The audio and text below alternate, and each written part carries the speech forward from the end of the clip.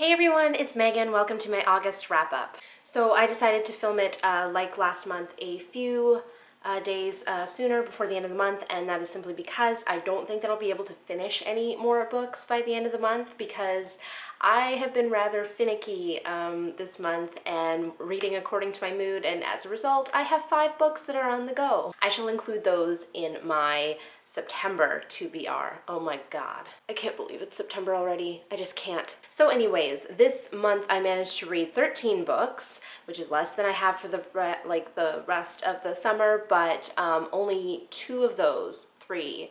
One was manga, 2 were graphic novels, the rest were actually books, so I think that is a steady improvement compared to previous months. I also wanted to mention real quick that at the end of July I managed to finish Girl in Dior by Annie Gottsinger.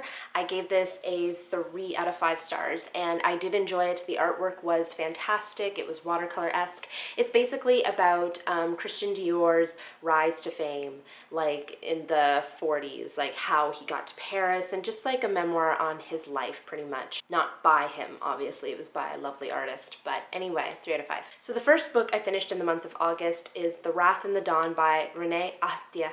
Yes, I looked up in a YouTube video how to pronounce her name. This is a retelling of 1001 Nights, and I absolutely love this book. It's about this girl, Shahrazad, and her best friend was forced to be married to the crown prince, and for the past little while he has been taking a new bride every night and every day at dawn, the morning after she dies, and nobody knows why at all. There's no explanation.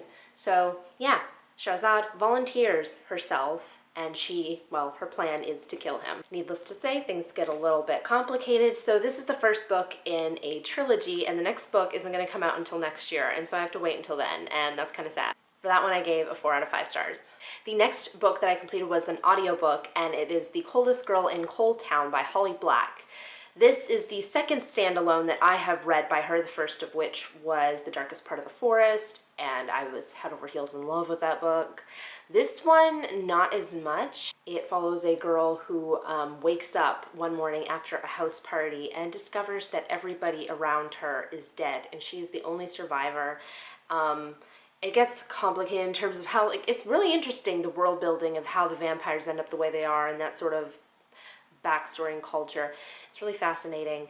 But there are these places called cold towns where the vampires go, and I guess it's one constant party over there. Seriously. So her ex-boyfriend is on the verge of becoming a vampire, and she herself, in her attempt to escape, was sort of bitten, and she's not sure if she's been infected, and so she decides to go to Coldtown too.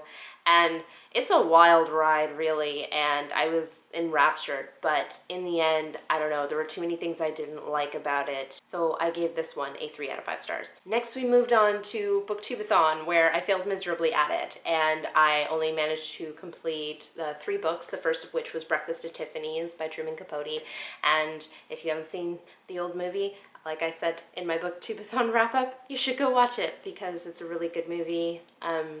So it's about Holly Golightly, and she's a call girl living in New York City, and she falls in love with this writer named Paul. Of course, in this book, his name's not mentioned. He is just the narrator, and I think it's implied that he's gay. Needless to say, the book and the movie, they varied quite a little bit by plot details. But like I said before, I read this book years ago when I was a teenager, and I don't think I appreciated it nearly as much as I do now. And so I honestly see them as 2 separate entities, the book and the movie, and I really enjoyed the book. I gave it a 3 out of 5 stars. I also completed The Wicked and the Divine Volume 1 by, I think it was 3 different artists, and I can't remember their names.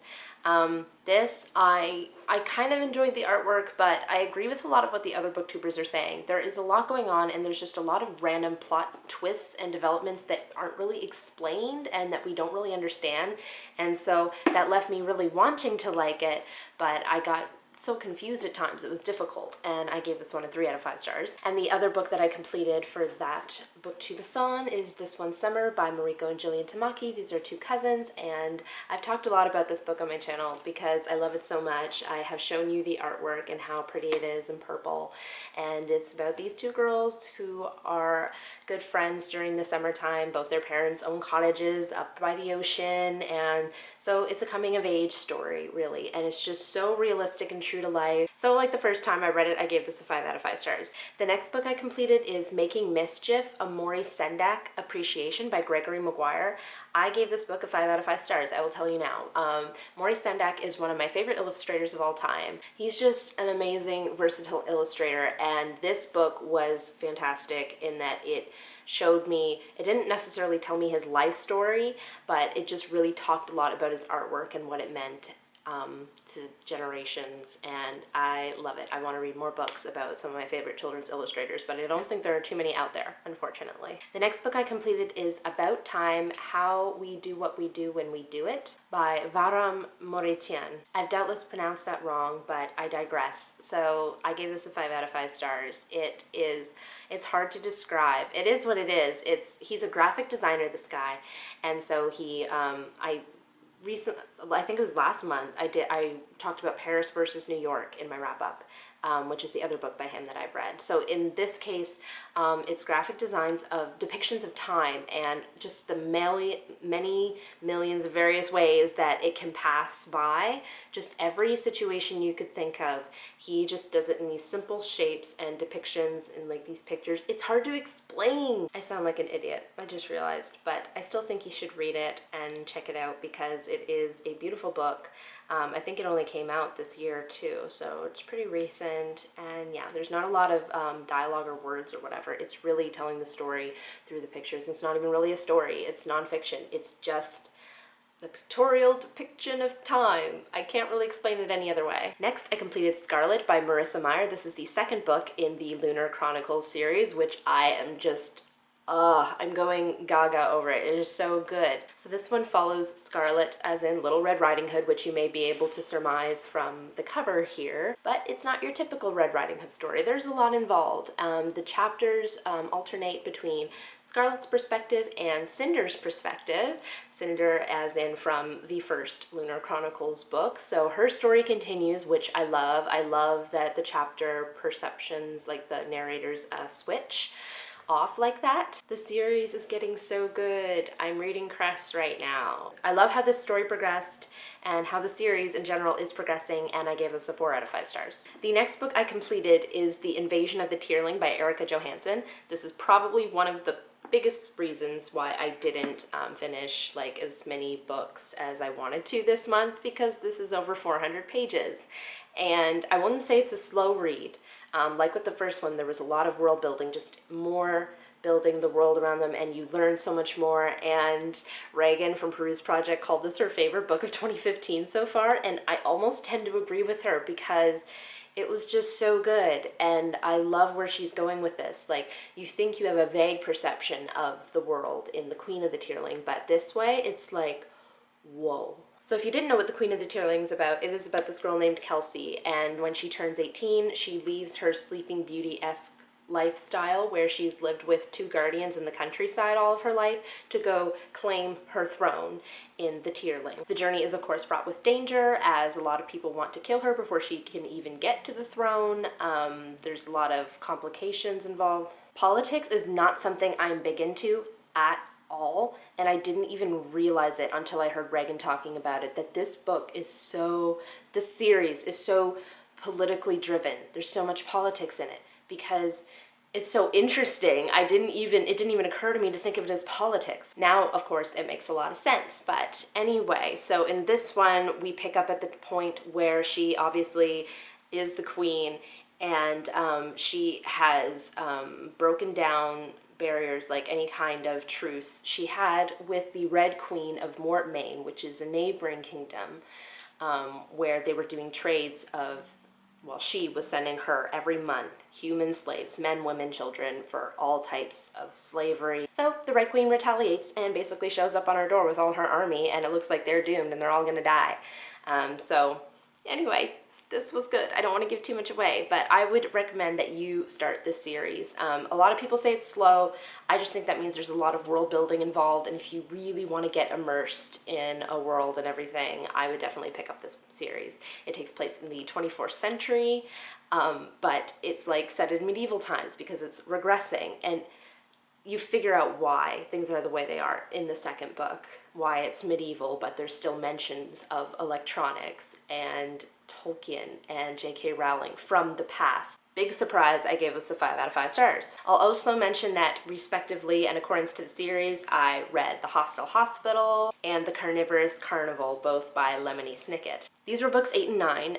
In keeping up with the series and reading one book each month, we knew from the beginning that because there are 13 books, we'd have to read 2 in 1 month, and so I listened to both 8 and 9 on audiobook, both of which were still voiced by Tim Curry, and I'm so grateful because he is just so funny and he just makes me laugh randomly throughout. So in The Hostel Hospital, the Baudelaire orphans end up at a hospital. Big spoiler. Violet is sort of captured and she is about to be operated on.